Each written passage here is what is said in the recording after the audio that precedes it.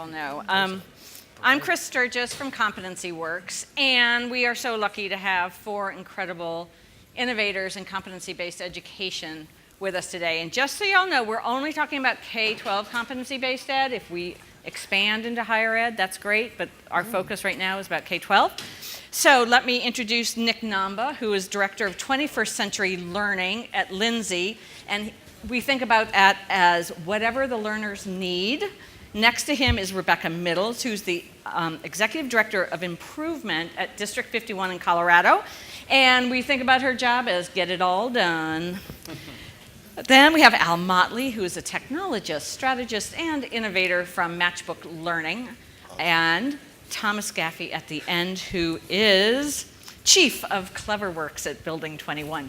We were told not to introduce ourselves. You can find our bios in the materials. So what we're going to do today, we're going to use a pop-up format to talk about competency-based education.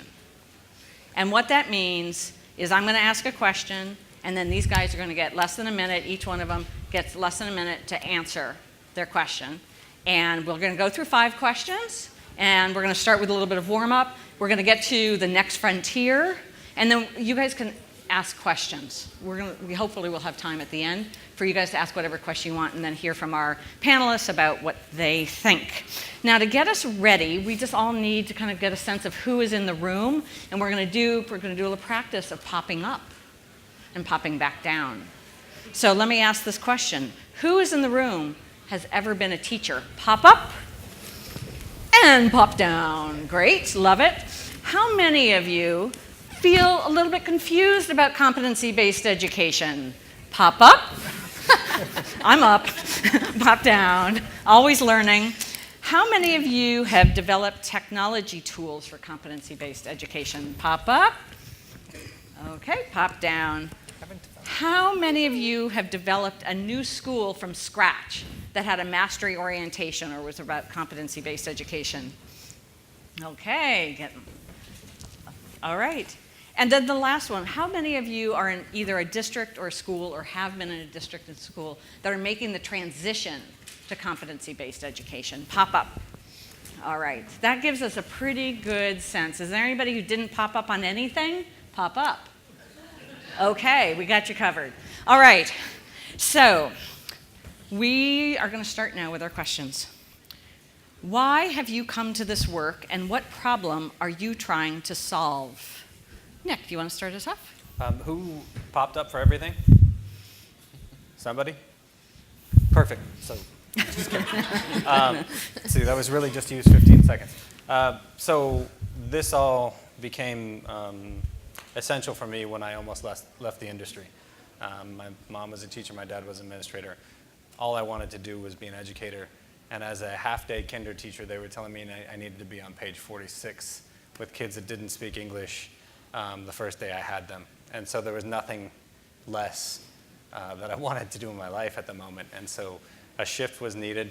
And as I've gone through my career, I've also just seen it's not fair for one community, for one region, for one state, for one country to have this type of education. I believe it's something every single learner deserves. And so that's why I made the shift. And I believe in education as an equalizer, like so many of us do that come to this work. But I felt like so often we weren't preparing kids to really lead that life beyond just how to get to college and survive college. So I felt like this was a model that really empowered kids to lead their life based on choices and pursuits of passions, not based on a fear of what they didn't know how to do or know how to go and find out how to do. So that's why I came to this work. And I'm also a third-generation education person, and I always said that I wouldn't teach. And that because I felt like there needed to be too many more policy changes. And once I realized this model was doing that, I had to get involved. I came to this work after starting in education in Philadelphia in schools that were in need of turnaround or reimagining. And we were getting good strides and getting good impact, but we're just hitting this invisible barrier. So going from a traditional model to more competency-based seemed like the perfect marriage of a way to actually get to the very unique and personalized needs for students and teachers. So that's why the last 5 or 6 years I've really dug really deep into what competency-based learning could do and tools could do. So me as a technologist is to really develop tools that can help support this work and scale it up in the most efficient way. So as a teacher in West Philadelphia, and if anybody immediately starts playing the Fresh Prince of Bel-Air song, just know I've heard all of the jokes. I was constantly rebelling against the traditional factory model of school. And then I left, and I left the classroom, found 4 other people who had the same kind of quixotic goal of reimagining what school is and what it looks like. And one of the things that you have to do when you reimagine what school can look like is you have to break down traditional structures, break down the factory model. In other words, with what do we replace the factory model of school? Time-based, age-based, course-based structures. And so for me and my team, competency-based education is a way to replace those structures completely rather than work within those structures. Well, Thomas has just led us to the second question. So you have described CBE as a wholehearted replacement of the factory model. We hear this a lot. So I want to ask each of you, which of the practices of the traditional system do you really want to jettison? And what would you replace it with? What would it look like? And why? So the traditional method of grading, and so let's break that down very quickly. There are a group of tasks for a whole year.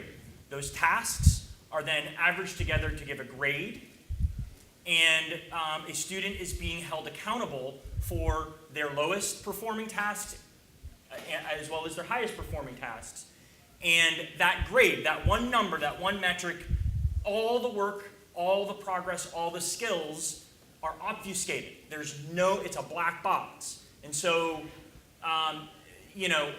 for me, what competency-based allows you to do is to disaggregate what that is, allow those low-performing skills to sort of fall away, and you're only taking the best of, and it's a transparent view of progress. And then the sort of the quintessential concept that comes out of that is now you can start to think about growth very, very clearly rather than performance, on test scores, performance of an aggregated group of tasks and assignments. Great. Nick, do you want to pick that up? Sure. Everything that Thomas is talking about, I relate back to, I would like to do away with the structure of learners saying, I don't know, when I ask them what they did that day. So I know that's bigger than we want to go in concept, but that touch points just about everything they experience. When they say I don't know, that means they don't really care either. And so there's a lot there, whether it's thinking that our differentiated groupings within the structures of our groups of learners is enough to really give every single learner what it is. I don't think that that's good enough. Whether it's the daily schedule structure that we go by, and everything gets a certain amount of minutes, and it gets that many minutes because that's how we test. Whether it's the lack of social and emotional learning or lifelong learning, we called it in Lindsay, and that's the focus. I think there are a number of things that I would like to replace, hence why I'm in Lindsay. But I think that the one thing that all of this leads to is a learner that really doesn't care about their education because they don't really know what they're doing on a daily basis. I think if you're going to say you're going to do a learner-centered system, you actually have to really evaluate to what degree you're willing to do that. Yeah. And I think when we talk about a master schedule, and we talk about grades, and we talk about a lot of pieces that are being brought up, those decisions were made a long time ago based on adults that were building a system with the best case scenario. But is that really serving the learners still, or is it more about our adult convenience? And adults are important, but they're not the driver of the work that we're doing. And so sometimes that might mean the 100-point scale, although convenient, is still a weighted F, and it's not effective. And it really does set kids up to have scores that are averaged, which doesn't let us know what they really can do and celebrate, and where they need help to move forward. So those are pieces that are really, if we're talking about being learner-centered, there's a lot that goes into that. There's a lot that we need to consider as a system that are not easy, but once we do that, we won't have that conflict of, why can't we do this? We say we're doing competency-based, but it's not working. Well, what's the structure that's holding us back? And typically, it's an adult-centric decision. Yeah. I think from my experience, the biggest thing in the context that I've been working that has held us back has been really around our accountability systems from the state level, district level, and even school level. And having those all three layers be completely in unison in how they actually work with each other to allow for the people on the stage or the people in the crowd who actually want to go full board competency-based, like 100% their ideal world. And those things that we all have, we're all either 60% in, 30% in, even 80% in would be best case. But I think some of those things have led to things like the way we do our schedules, you said, the way we do our grading, the way we actually have to not really focus on what the skills the student needs to really support where their really strong points are, and then also what may be mapped to their future career or school choice. So I think all of those things need to really come together where there's policy that matches, or even carve-outs for schools that want to take this leap and go that route. So I know that sounds may not work in a lot of instances, but I think there's some states that are trying to push that as well. That's great. So I gave myself permission to add in once in a while. So I do think for myself that I really want to jettison the variability, that some kids get passed on to the next grade without actually having learned everything, or with a teacher saying, oh yeah, you're proficient, but it's not the same as the teacher down the hallway. And that leads to so much inequity, and it leads to inequity across schools, where we have some schools saying kids are proficient at 4th grade levels when they're in 6th grade, and the race and class inequity has just been so extraordinary across the country. And so the moderation processes that other countries do, we really need to embrace to make sure that when we say somebody's proficient, that the school, the parents, the students can all trust us so much. Can I add? Yeah. No? Okay. I don't want the message to be, I don't want the message to be that we are advocating retention, because that's not what I heard Chris say, but sometimes that gets taken out of context. I think what we're also talking about is the data that a student has about where they are in their learning needs to stay with them.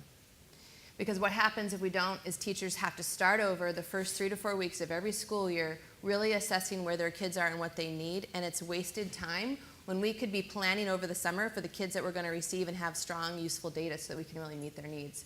And if a system where you hold a kid back feels like retention, then you're not ready to do it. You move them on with the data so you can meet their needs and scaffold it where they're headed. Thank you, great clarifying. Okay, question number 3.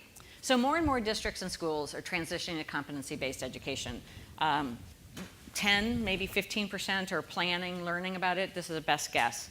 And some of these schools are new schools with a new vision, and they get to kind of start from scratch.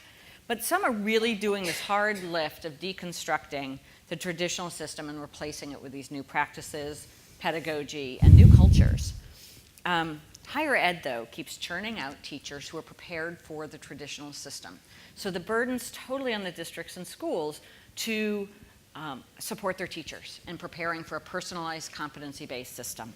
So the question, which we've all heard, is what is most important to do to prepare teachers for a personalized competency-based system?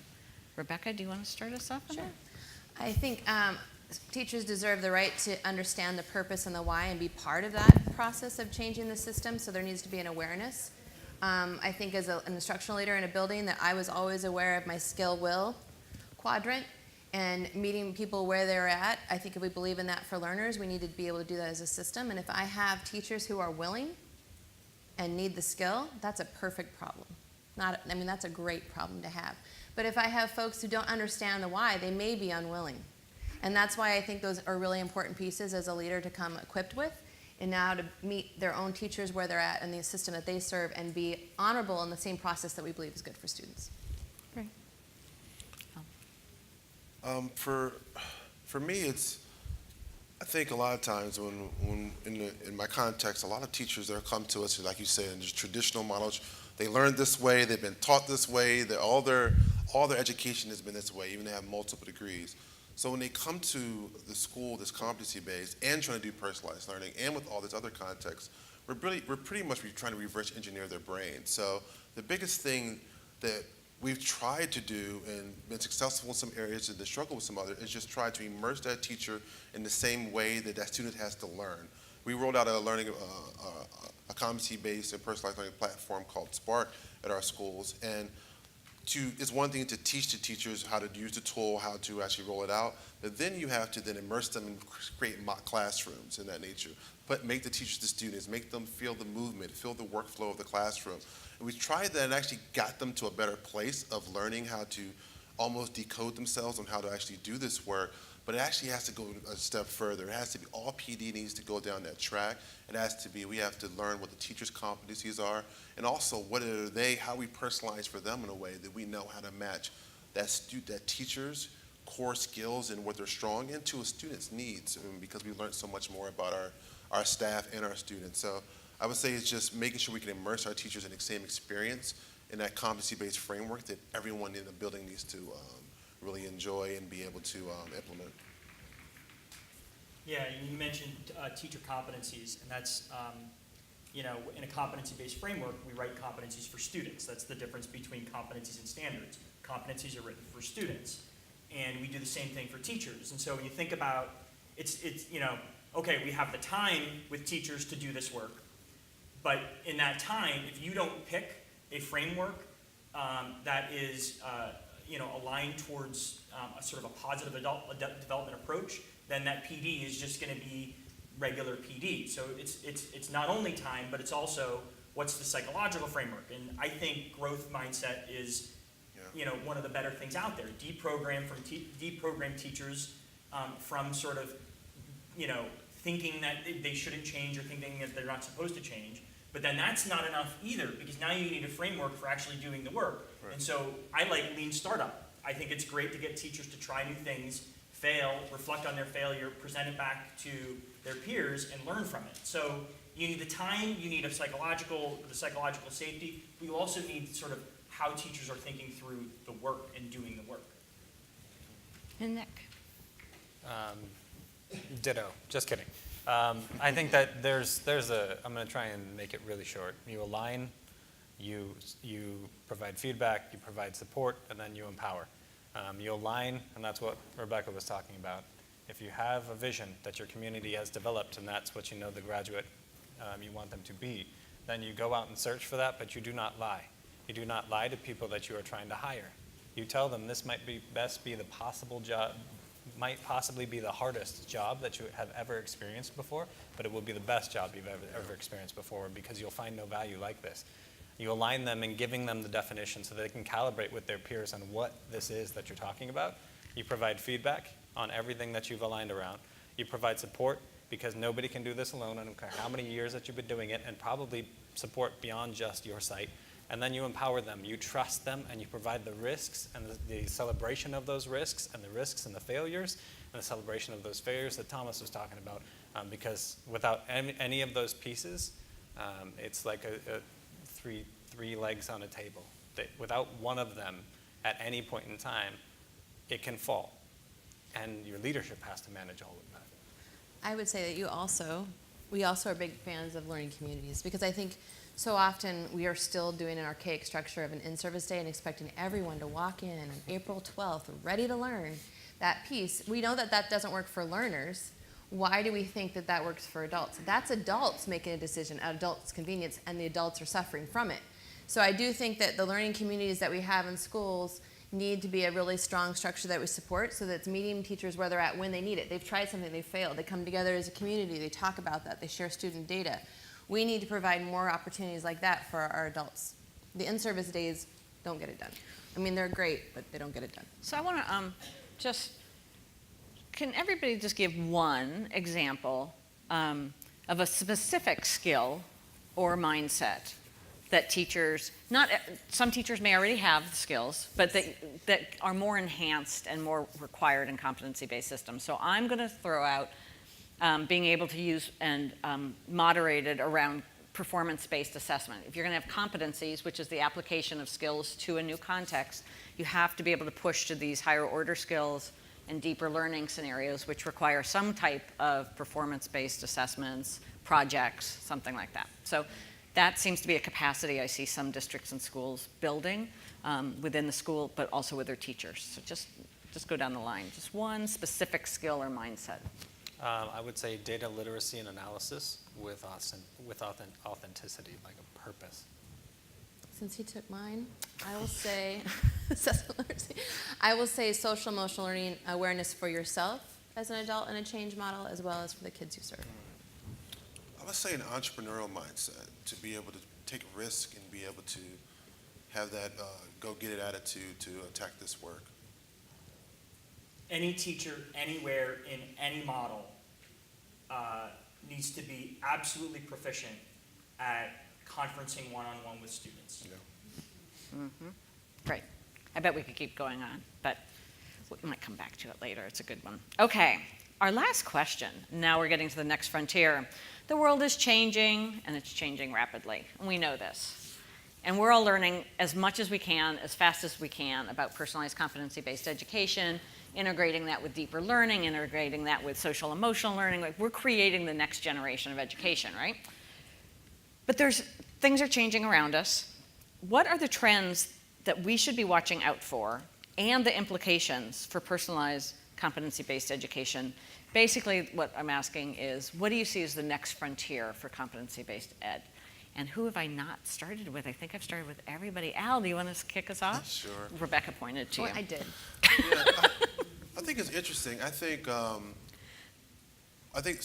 we're all unique in that we've all created personalized and competency-based tools for our schools or students that we serve.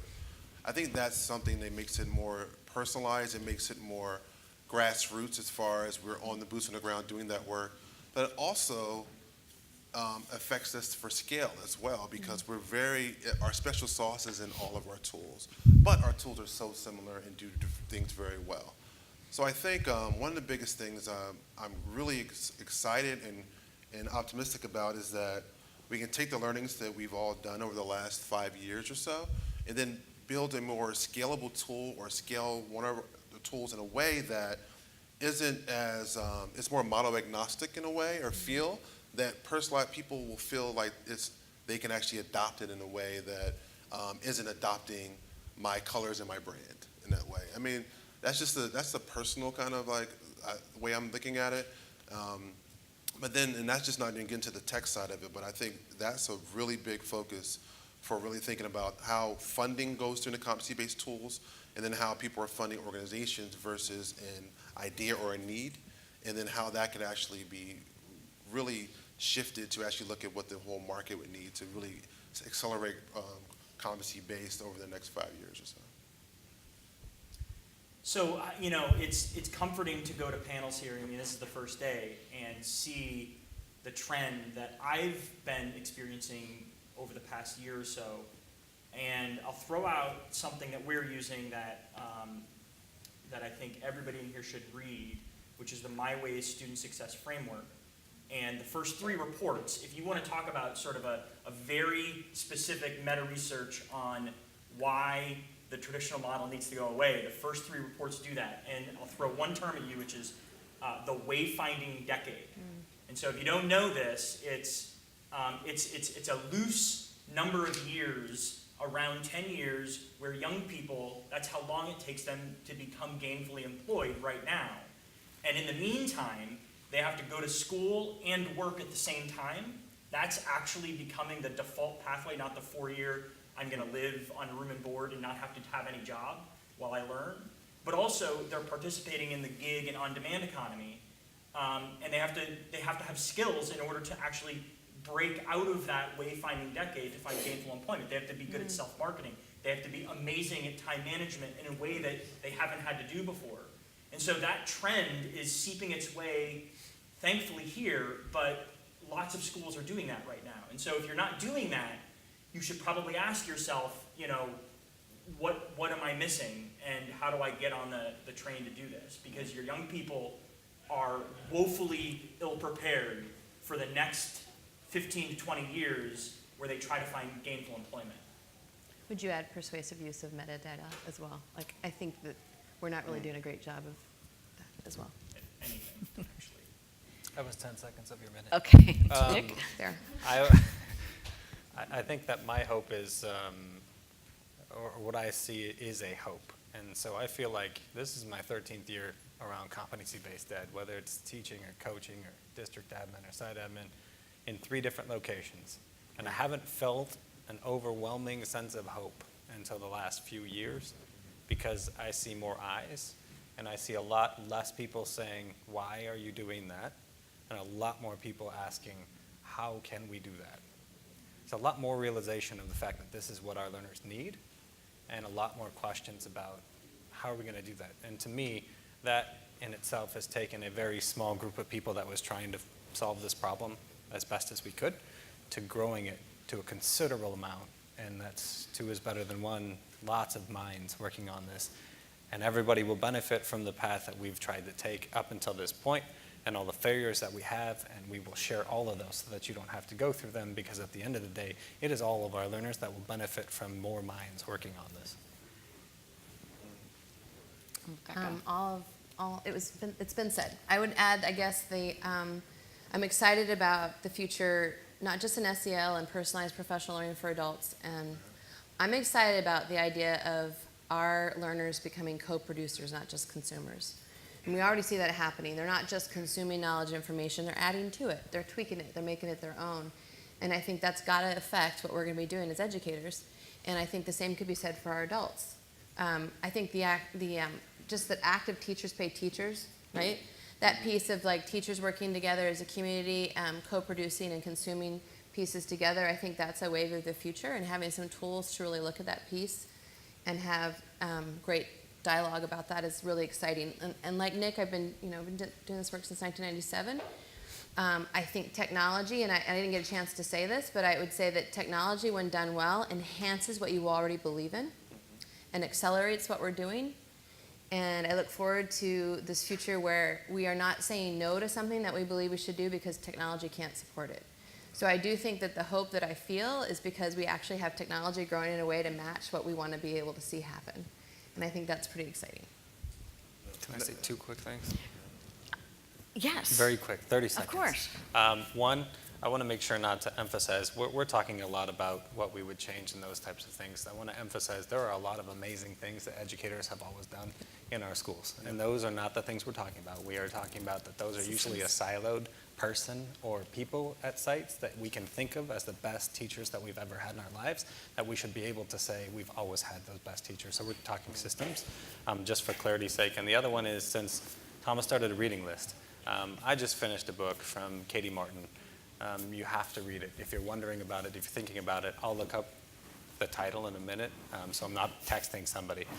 But I want you guys to at least look up the author, Katie Martin. She just has a book coming out, and it's phenomenal and will answer a lot of questions. Good.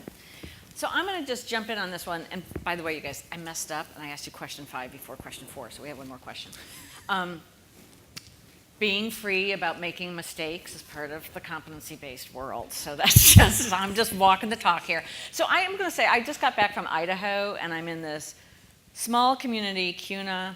I walk into this school, and I've had this happen a couple times now over the past 5 or 6 years visiting schools, and I walk in and I just freeze. I'm like, I have no idea what's going on in this classroom. I cannot tell where the teacher is. I don't know what's happening.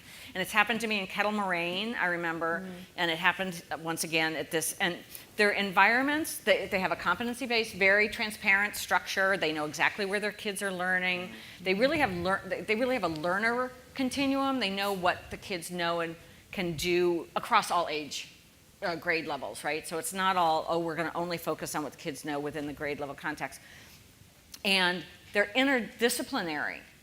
The teachers have, like the academic silos, the domains may be constraining us in ways, and they are asking these dynamic projects for the kids to explore and think about, and their kids are learning content. They're responsible. They have this sense of responsibility. They're learning the standards they know. They know what the prerequisites are. They're putting forth effort. They're using everything the learning sciences tell us, everything. And they're micro. They're schools. I mean, I don't want to call them schools within schools, but they're 3 or 4 teachers working with about 75 to 100 kids in a relatively contained area. And the flexibility and the movement, and you just walk in and every kid's on task and you can't find the teacher, and half the time they're not even in the room because they're talking to the teacher planning for tomorrow's unit.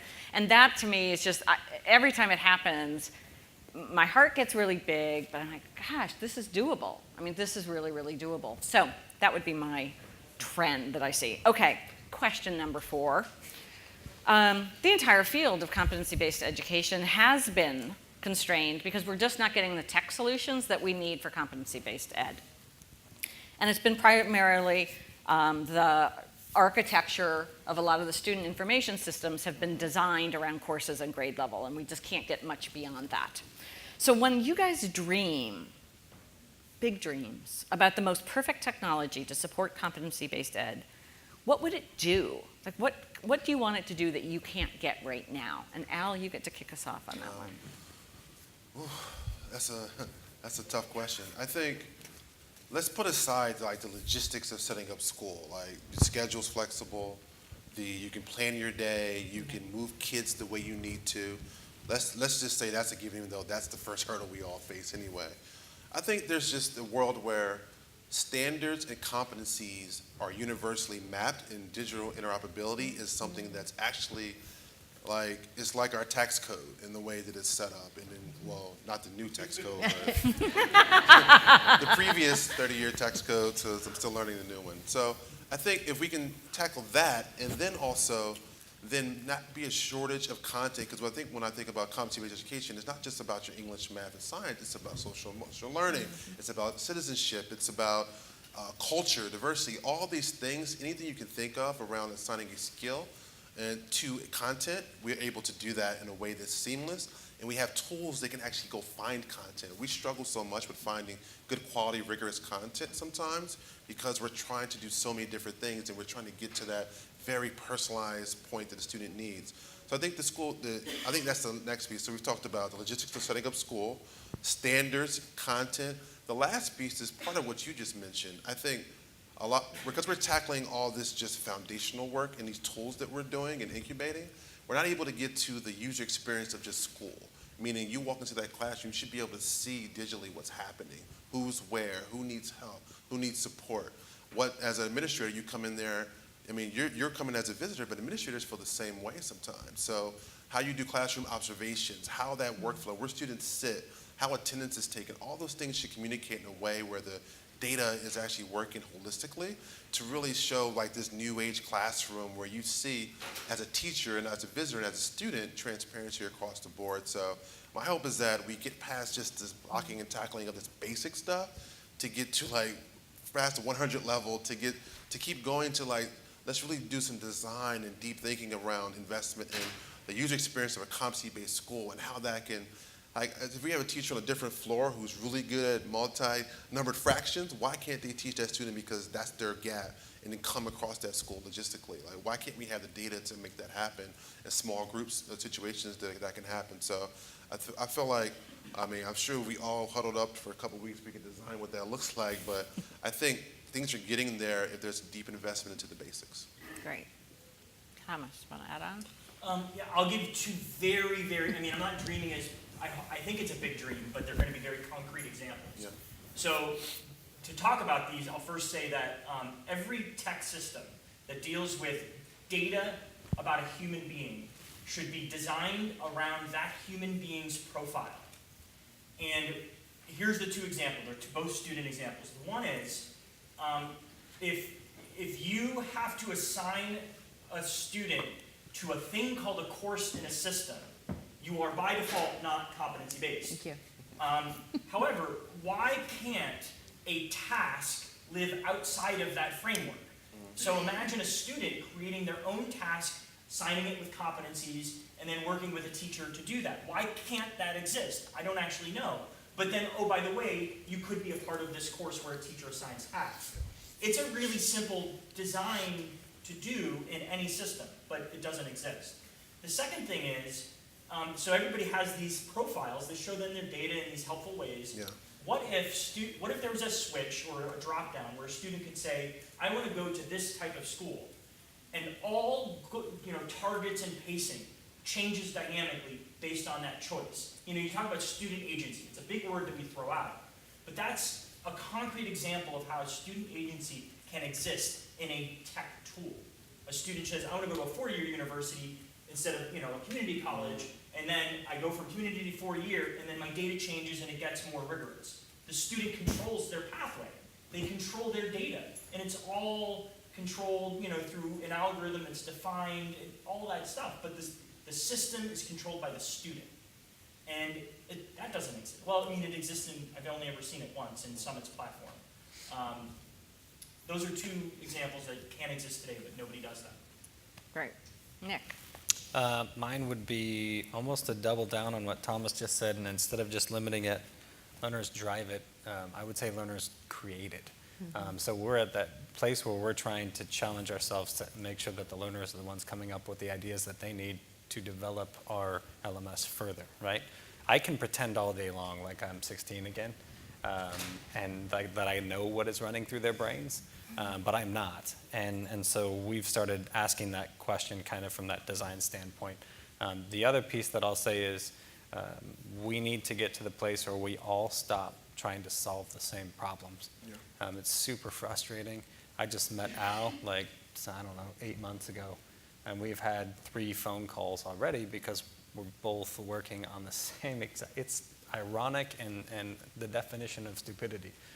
We are literally separate from meeting each other. We were working on the same exact thing in 2 different places and had similar thoughts, and I think he's definitely made our tools better for our system, and we need to get past that version of there will be one thing that helps all learners and get to the place where our responsibility is to help all learners. It doesn't have to have your name on it. It just has to help learners. That's why we're all here. And so the networking at this level of the tech development, I think, is essential. Rebecca? I think the future would be when I don't have to talk about tech anymore, because it's such an embedded tool. I'm actually talking about learning. And I'm talking about how kids are talking together, and I'm talking about how teachers are talking together, and the learning that's happening. And I'm not stuck talking about the framework or the company or what can't be done. I mean, that would be an incredible place to just talk about learning and the kids that we serve in the future. That's really nice. Okay, we've got some time. Questions that you guys want to have these folks respond to. Amy? So I'm in this wonderful redesign phase, and let me say this, I'm a huge supporter of competency-based education. But I would love to hear how everybody on this panel would speak to the 2 big buzz things that I've been hearing lately. The first one is, when I jumped into competency-based education, there was this whole, traditional letter grades and GPAs, and then this research comes out that says the #1 predictor of kids' success in college is actually the GPA. And it's because, it's often subjective, teachers are putting in, kids are responsibility, all this other stuff. So I'm wondering, what you guys are thinking when you see that study and how you're speaking to people on that. I'm also wondering, the other buzz and question that people have come to me with lately is this, if we're meeting kids where they are and they're moving forward at their pace, when they're accomplishing things, are they not getting the broad grade level exposure, and is that an equity and access issue? Okay. So just to make sure everybody heard it, so Amy had 2 different questions, and these are both questions that come up. I'm going to actually ask these, I think, separately, because they're different questions. So the first one is about the GPA. There is research that says that GPA is a very strong predictor of success in college.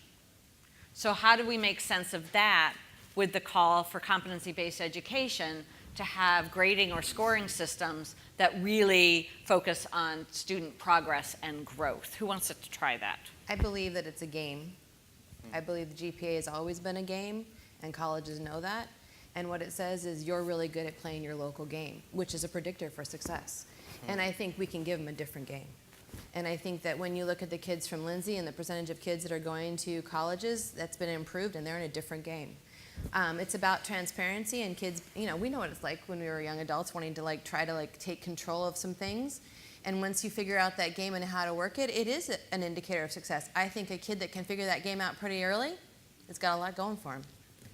And one of the reasons why there's such a link there, and this is the more holistic conversation I love to have these with parents.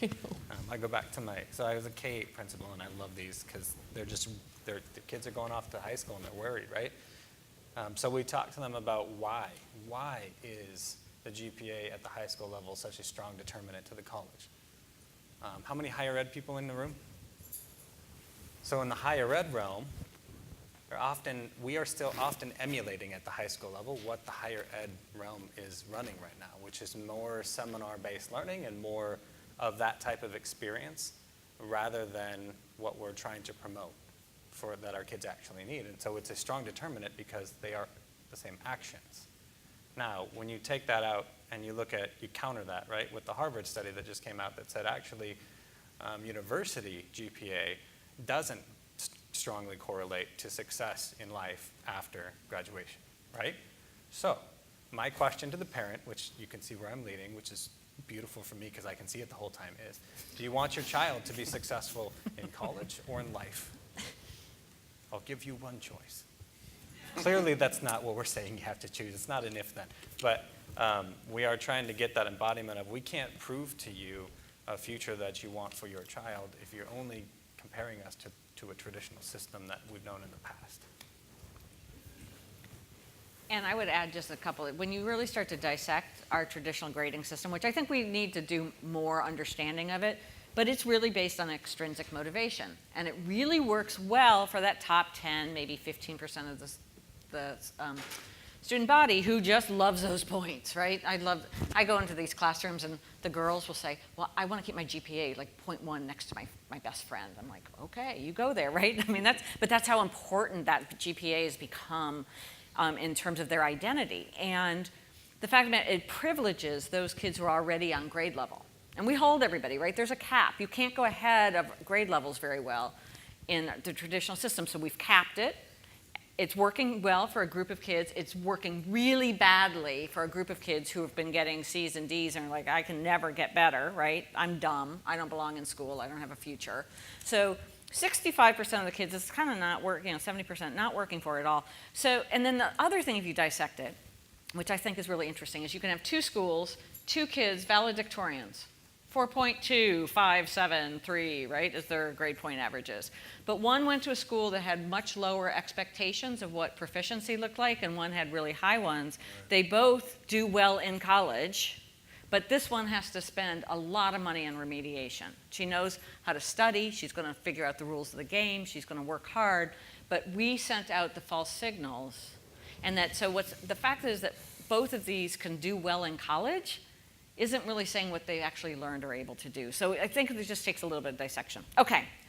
The other one is, I'm going to just see if I think I got it. So if you go into the classroom, what is most fair to kids?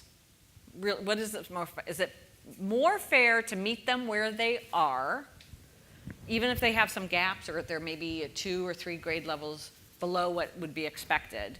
And we're going to meet them where they are and make sure that we're building up their prerequisite skills. We're making sure that we're actually repairing gaps, not just doing access to curriculum. Is that more fair? Or is it more fair to expose them to the curriculum that they're going to be tested on at the end of the year? So it's a bifurcated question. It comes up a lot. Rebecca's just ready, but just wait. Is there anybody else who wants to jump in before Rebecca? Go ahead. Go, Rebecca, go. Okay, how many have taught writing workshop in here, or have heard of it, or have seen it, right? I mean, I definitely feel like that has not been said enough when we talk about competency-based learning, because it really is at its best when you're doing it well in any content, you're doing workshop. Because you're having whole group discussion, you're having small lessons, you're having conferencing, you're having individual time. It is workshop, which is also goes back to the thing about we've always had great teachers. We just, as a system, haven't supported everyone to experience that experience as they go through the system as a learner. Same thing with great teaching. The workshop model had it. It was wonderful, and it was tested, and it still is used today with competency-based learning. Because I do want kids to be exposed to stuff they've already learned and feel good about it. I do, and maybe revisit it and think about something they hadn't thought about before. I want them to be exposed to stuff that's a very hard stretch for them. That's that upper level piece of conversation. That's what we know to be a good learning environment. That doesn't go away. This idea that every kid's going to somehow be tracked in the system. Now, granted, my system's only 22,000 kids. But I can tell you with confidence after doing this as a teacher for many years, I never had a whole class of one level. They weren't all the same on all the standards. So the need to do true differentiated instruction and exposure does not go away. We just become better at it because we have better data. Not because all of a sudden we're better teachers, but because now we have more accessible data that we didn't have before. that can really help us do our craft as teachers. And so I do think that that piece is super important to talk about. And it's not that I'm just going to put kids in a computer, and it's not that I'm going to put worksheets and then disguise them as being on the computer in PDF file. Like, that's not what we're talking about. We're still talking about great instruction. And I've heard arguments from both sides of, which one is the right one. My only answer to them is the only wrong one is to not take both of them into consideration. That's true. And I would argue that it totally depends on which learner we're talking about, too. It's a one-on-one case. It's the hardest part about being a leader in this, is all your systems that you used to have, you might as well throw in the trash. Because it doesn't matter what you did today, it's actually going to be new tomorrow. It's fun and exhilarating.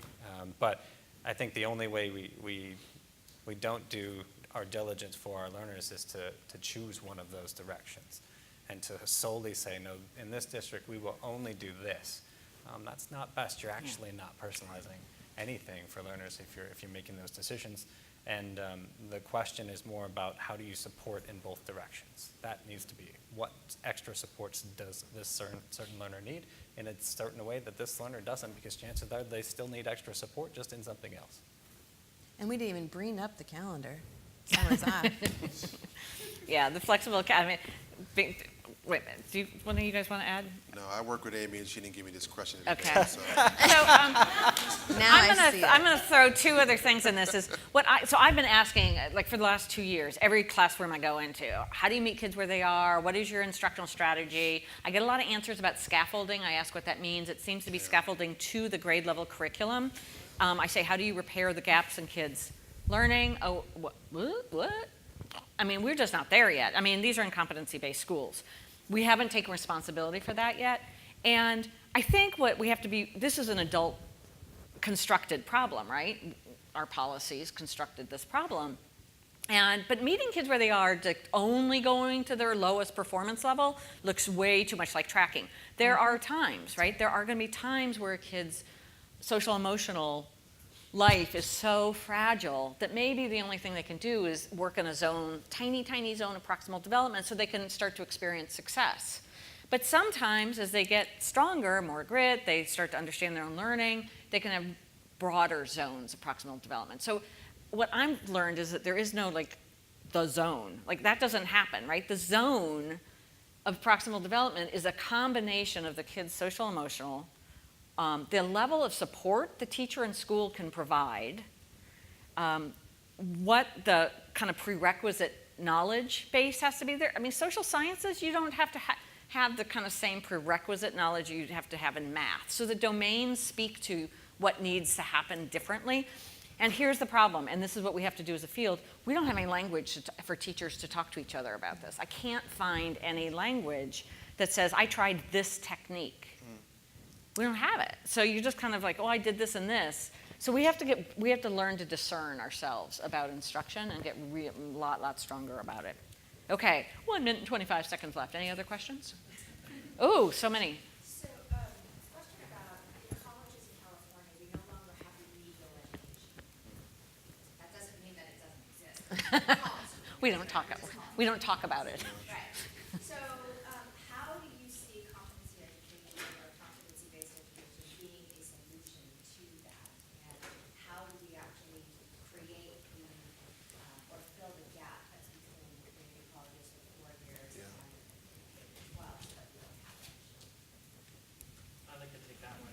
I don't think competency-based education is the solution for anything other than replacing time-based, age-based, course-based structures. There's still school that you have to design. And so one of the ways that I see more and more as another trend is for high schools to blur the line between college and high school.